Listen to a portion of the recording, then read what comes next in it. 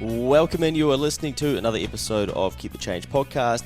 This time we are going to be looking at, on day number 5, credit card debt. Oh God, did I get myself into some trouble with a credit card. And you would have seen me talk about this previously through Keep the Change lessons, but by now what you can see is that I'm still going through the journey of my life of really not figuring my shit out and not changing some habits and not actually understanding money better, but actually just looking for ways to bring more money into my life. Now, I had this great idea when I had a house with a mortgage that I could offset some of it. That's why I know so much about offset mortgages. What I did is I had a credit card with the Westpac, and I went to them and I said, hey, what's the maximum possible balance I could get on this credit card? And they said, fill this form out, young man, in your grey suit, and we'll let you know. And they said, 15 grand? Oh, only 15. So that's probably a quarter of my salary, maybe less than a quarter of my salary. So I was getting paid like just over 60k maybe. I think I was on 70k then, but I had a mortgage as well, and they're happy to give me a 15 grand credit card. Just seems ridiculous, doesn't it? But anyway, what I thought I'd do is I would get this credit card and I would take the money off of it via ways which I will not explain, and I will take that cash and I will offset my mortgage and have 60 days to be able to repay that, and then I'm going to pay less interest on my mortgage on my house. So that is literally what I did. So basically, I got the credit card, I drew it down, I pulled all of the money out of a way that wasn't a cash advance, so I wasn't getting any fees, wasn't getting charged any interest on it, and I put it against my mortgage. And so I'm not paying my mortgage off, but I'm just offsetting it. So say I had owed 160k on it, and I could pull 10 grand off that credit card, say, then I'm only paying interest on 150 grand, because in the bank's eyes, they're like, well, you're offsetting your debt, and you only really owe us 150 grand because you're sort of giving us access to this 10 grand at the moment. But really that credit's just come from them, and they've given it to me in the form of a credit card. So then I'd have to pay it back, which I'd pay back at the end of the period. I get the statement, it would say, oh, you owe 10 grand or whatever, so I'd pay that, and then I'd do the cycle again. So I was decreasing the interest that I was paying, and I think rates back then were maybe 4 and 5% maybe, and I was saving myself over the course of a year probably like $500. Is that right? 5% on 10 grand? Yeah, that's right. So $500. All of this to save $500. Seems pretty stupid, doesn't it? Correct, it was. Because by the time you chuck on your admin, your bank, your setup fee and your annual MasterCard fee or whatever these things charge you, I'm probably only really saving like, $450, say, maybe even 400, and all the pissing around. But anyway, one thing hadn't changed. I hadn't sorted my shit out. I hadn't really changed my habits, and slowly but surely, I just started spending this 15 grand that I had access to. So all of a sudden, I couldn't offset my mortgage by 15 grand. I could only offset it by 14, 13, 12, 11, 9, 7, and my credit card balance debt was getting higher, and my available credit to offset my mortgage was getting lower. So I was getting myself into a trap, wasn't I? And then I basically got to the stage where I got it to I owed 13 grand on it. And I spoke to my brother, and I'm like, mate, I've fucking absolutely got myself into a situation here. I was freaking out and I was embarrassed, and I'm like, what do you think I should do? He was like, well, I don't know, probably repay it. I'm like, oh, that's good advice. So that's what I had to do. Over the course of the next 26 fortnights, I paid $500 a fortnight, and I paid the 13 grand back. What I did is I rang the bank and I said, hey, look, I don't want this credit card anymore. I want to pay it off. Can you decrease the interest on it? And they said, well, we could transfer the balance to a lower interest credit card, and you could do that. So I did that, so that means I wasn't getting charged like 15% interest or 19 or whatever they rip you off at, and I was only paying like 1.2 or 2% interest on it. So it was very manageable. But what I had to do then is I had to basically change my entire set of habits. And this is, I think, where I started learning better about money, because some things had to change. Now, there's a saying, nothing changes if nothing changes. And what that means is that I needed to make some changes to change the outcomes that I was getting. So the first thing I would do is, as soon as I got paid, I would transfer $500, which was my excess cash effectively, which is money I should be saving, but I couldn't save at this time. I needed to pay down debt. That was my priority, and I didn't have the privilege of saving because I'd fucked up and I'd made these poor decisions. So I had to accept that and work through it. And I would transfer $500 onto my credit card. I would ring Westpac the next morning and I would say, hello, can I please decrease my credit card limit? And, after 26 goes at this, it's a pretty rinse and repeat process. But the first couple of payments, it was, you feel like you're not making any progress. Well, 13 grand goes down to 12, and you've a month of your life is gone. And you start to get mind fucked. Sorry, there's some strong language in this, but you're going to work and you're going, I'm kind of working to repay my previous sins. I'm almost working for free.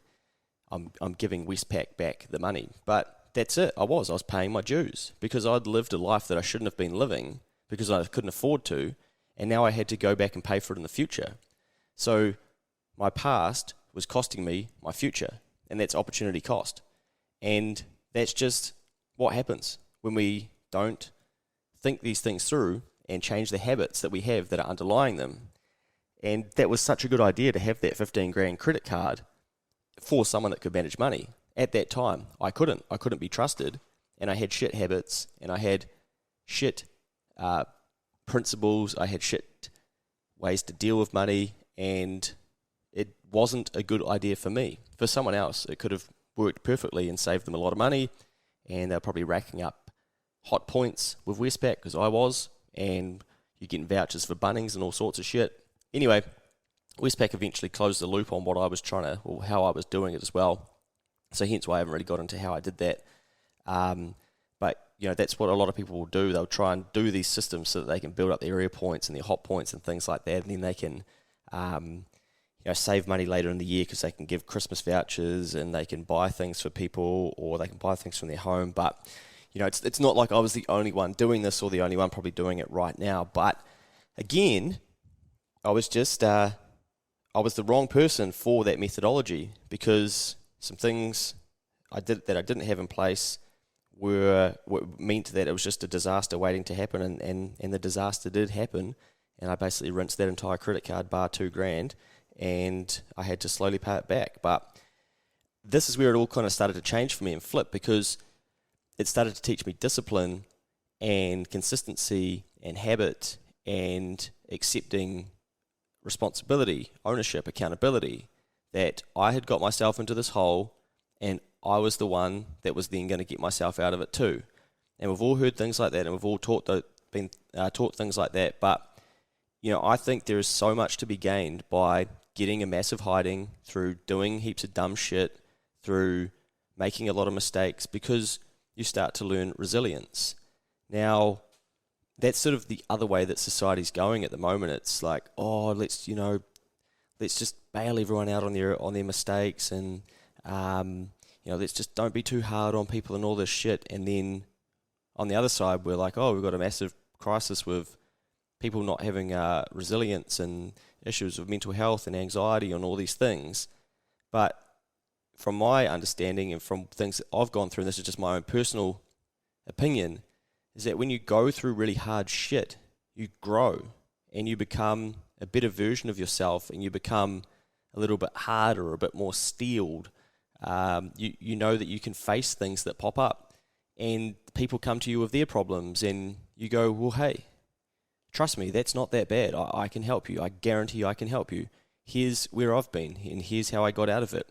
And your experience with your poor choices can start to help other people. And hence why I do Keep the Change, so that I can share with you some of the things that I've done, and know that some of you will be listening going, I can completely relate to this because I've done the exact same dumb shit. Now, don't be embarrassed by it. Be grateful that you've had the experience to go through it and that you're still here. And maybe your lessons through that can help other people. And you might be the perfect person to teach the student at some stage when they come to you and they just need your ear and they just need your support. So never be embarrassed by the dumb shit that you do, and especially if you've come to peace with it and grown from it and learnt from it. So credit card debt was something that I got myself into, and I think something that really helped me, because it then started to flip some of the habits that I was making, and I became determined to pay off this credit card. And I think I got the odd bonus and I would pay it down, but I knew that the key thing here that I changed is I knew that if I kept the credit card with the balance, with the available credit, that I would end up back in that same position, because I hadn't fixed myself. I still couldn't be trusted. So the key thing that I did here is I decreased the balance. And that is why so many people in this day and age, they get so much fulfillment and joy out of binning their buy now, pay later, and actually getting rid of those things. Not just paying it all back and going, sweet, I don't need to use that anymore. It's literally not even having access to it. Because you know that once we have access to these things, this is where we can make poor choices and then get ourselves back into the exact same spot.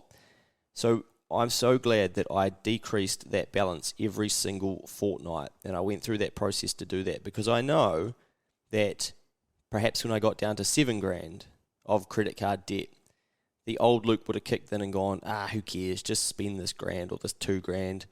You're at $13,000 once. You've made huge progress, but I put a barrier between that, and I made my poor thinking not be allowed to do dumb shit like that, because I just didn't have access to the money anymore.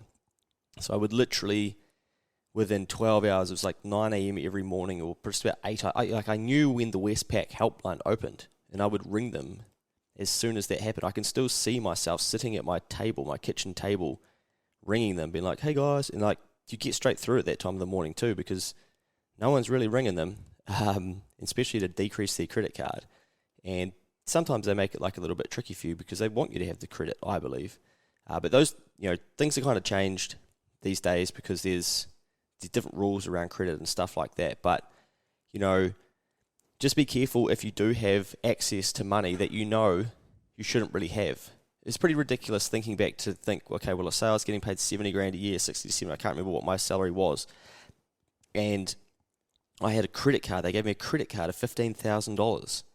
That's really, like, after tax for me back then, that's probably 17.5 to 20 grand worth of credit that I had access to. And it's just crazy, isn't it? So that's also, I had a mortgage at that time too. So it's not like I just had a credit card. I actually had debt at the same time, but they were happy to give it to me. But that's not their fault, it's my fault. I'm the idiot here, not them. Because look, they got their money back, didn't they? They knew who they were lending to, that eventually they'd get it back. They must have risk profiled me, etc. So there's no one to blame here. So let's not blame the bank, let's blame Luke and his poor thinking and his poor choices. He's who got us into this mess, and he's then who got us out of it. And sometimes when you make poor decisions, you've got to just dig in and you've got to make them right. And that's exactly what I had to do. Fortnight after fortnight for 26 fortnights, and get rid of that credit card. And I think I still have that balance. I had $1,000 balance credit card right up until last year. And I think I wrote about it when I rung and I actually paid off that credit card, because I looked at it and was like, why am I still using credit when I don't need this credit? What am I doing? I get a debit card. So I rang, I closed it, and then I started using a debit card. So I do not have a credit card anymore. And it's good to see so many younger people these days not getting a credit card, but they've just fallen for the trap of doing the buy now, pay later and all these different things. And again, we spoke about this in one of the earlier lessons. It's just justified that, it's a great solution for consumers. But is it? It is, until you get stuck into the trap and it becomes just another extension of your income, or it becomes the way you buy everything, and you're not using it, it's using you. And that's exactly what this credit card was doing for me. So 15 grand of credit card, all paid off.